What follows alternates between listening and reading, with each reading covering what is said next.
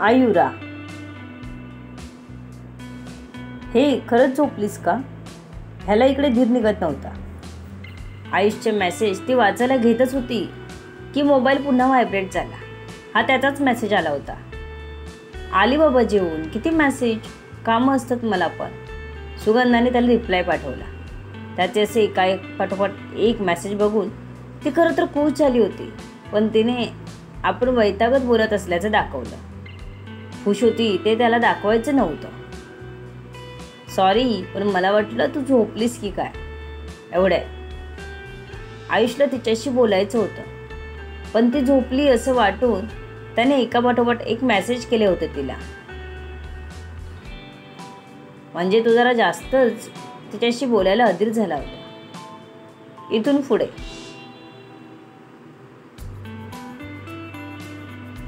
एवढं लवकर नाही झोपत आम्ही, भांडी घासली. सुगंधाने आपल्याला काय एवढा उशीर झाला ते सांगितलं. ओके, काय होतं आज जेवण? आयुषने आता नॉर्मल संभाषणाला सुरुवात केली.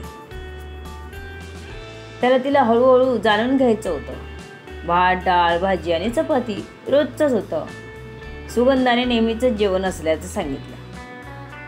तसं त्याला प्रश्न पडला, नॉनव्हेज खात नाही का? आयुषने त्याला सतावणारा प्रश्न लगेच विचारला. नंतर टेन्शन नको बाबा. त्याला नॉनव्हेज खूप आवडायचं. खातो, पण जास्त नाही, कधीतरीच. सुगंधाने टाईप करून पाठवलं. आम्ही आठवड्यातून 2दा खातो. तुला बनवता येतं का? Chicken, fish? आयुषने विचारलं. त्याला जाणून घ्यायची घाई. फिश येतात, चिकन खास नाही बनवता येत. सुगंधाने आपल्याला काय चांगलं बनवता येतं ते सांगितलं. ओके, डोंट वरी. वहिनी शिकवेल तुला चिकन बनवायला. ती छान बनवते सर्व जेवण. आयुषने आपल्या वहिनीचं हातचं जेवण चांगलं असतं असं सांगितलं आणि सुगंधाला थोडं टेन्शनच आलं. आपलं जेवण आवडेल का त्यांना? हो का, नक्कीच शिकेन मी त्यांच्याकडून, सुगंधाने सांगितलं. आत्ताच काही ती आपली चिंता त्याला बोलून दाखवणार नव्हती. पुढचं पुढे बघू असा विचार करून ती बोलत होती. तुम्ही काय जेवलात? सुगंधाला काय बोलावं कळत नव्हतं, म्हणून त्याचेच प्रश्न त्यालाच विचारत होती पुन्हा. तळलेले फिश, चपाती, भात आणि मच्छीचं सार. तुला नाव घे बोललो ना. तुम्ही काय चालवले सारखं. आयुषने शेवटी न राहून वैतागून मेसेज केलाच तिला. तिचं तुम्ही चालूच होतं. त्याने सांगूनही, म्हणून मग त्याने बोलूनच दाखवलं होतं. ओके, फेवरेट मच्छी कुठली? सुगंधाला काय बोलायचं न सुचल्यामुळे आता ते असे प्रश्न विचारत होते. सुरमई, पापलेट. आयुषने आपली पसंत सांगितली.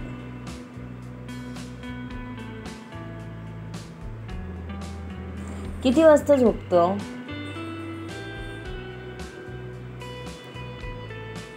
तिने त्याला अरेतुरे करायला लगेच सुरुवात केली. पडत्या फळाची आज्ञा.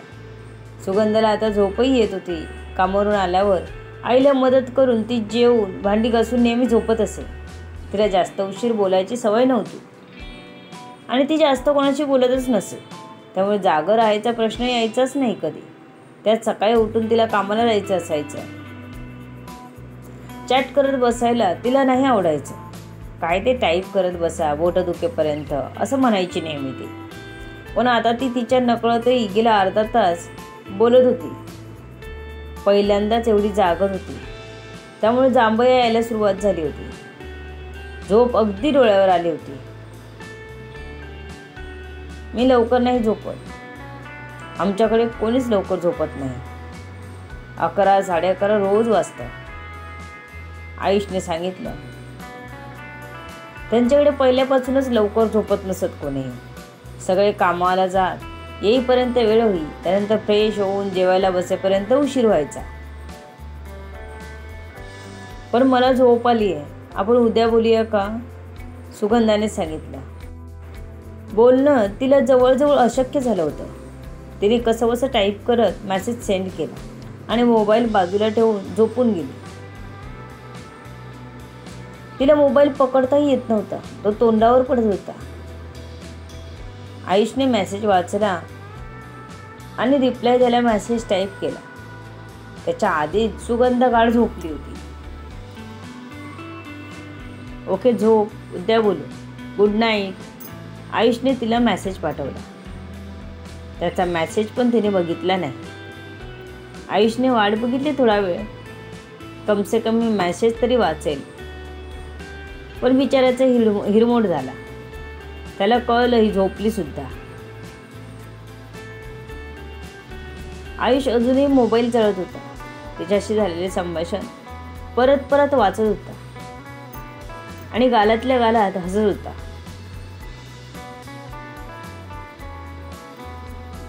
सोफ्यावरच बसला होता बाहेर, त्यामुळे वहिनी किचनमधून बाहेर आली तेव्हा आयुष गालातच हसत होता. तिला दिसला.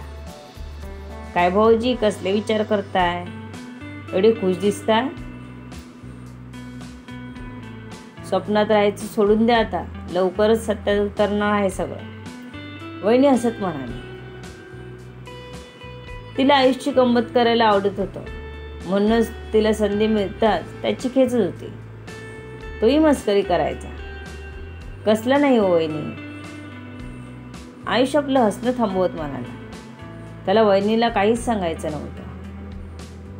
खरं बोलताय ना भाऊजी, वहिनीने पुन्हा हसत विचारलं. काय हो वहिनी, तुम्ही पण ना, झालंच सुरू. चिडवल्याशिवाय ना तुम्हाला पण चैन नाही पडत. आत्ताच कुठे बोलायला सुरुवात केली. आयुषने बोलता बोलता पटकन खरं बोलून गेला. हो गया कल्याण साहब का. आता काही तो सुटत नसतो वहिनीकडून. काय सुरुवात केलीत पण बोलायला.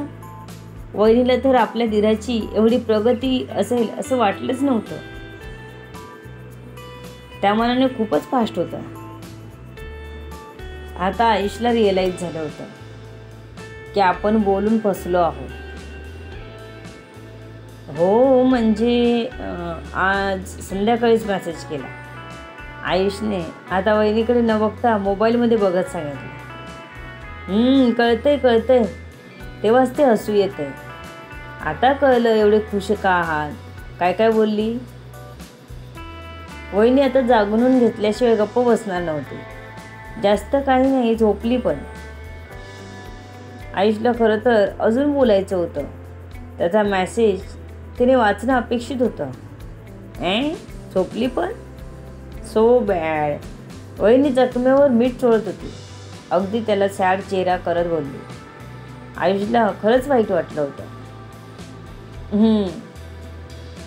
आयुषने संभाषण न वाढवता जवळजवळ टाळच बोलायचं.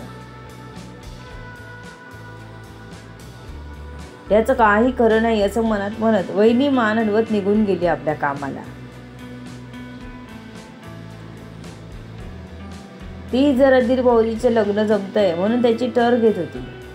घरात मोकळं वातावरण होतं. दीर भाऊजाईचं नातं अगदी छान होतं.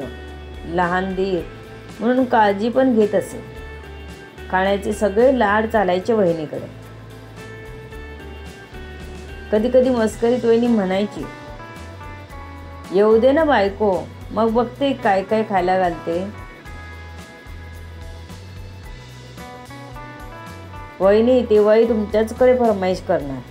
काय माहीत, बायको सुगरण असली तर ठीक, नाहीतर बेचव खायची पाळी. आयुष नेहमी असं सांगायचा. त्याला चांगलं आणि चमचमीत खायला हवं असायचं. आज वहिनी हेच कर ना, उद्या तेच कर ना असं चालायचं त्याचं. ती लहान भावाप्रमाणे काळजी घ्यायची त्याची आणि जे म्हणेल ते खायला करून घालायची. आराध्य म्हणायचा, माझ्यापेक्षा दीर भाऊजींचेच लाड जास्त चालले. तेव्हा वहिनी त्याला म्हणायच्या, अहो म्हणजे संदीप सारखाच वाटतो तो मला. तोही असाच हट्ट करून खायला बनवून घ्यायचा माझ्याकडे. मला पण सवय झाली आता, मला काही वेगळं वाटत नाही. वहिनी निघून गेली कामाला तसं आयुष परत सुगंधाच्या विचारात हरवला. काय मुलगी आहे, झोपते सांगून माझ्या सध्या मेसेजची वाट न बघता झोपली सुद्धा. ना गुड नाईट ना बाय म्हणाली. असं कोणी करतं का? त्याला झोप लागत नव्हती. या कुशीवरून त्या कुशावर करत होता. लाईट बंद झाले तरी डोळे बंद व्हायचं नाव घेत नव्हते.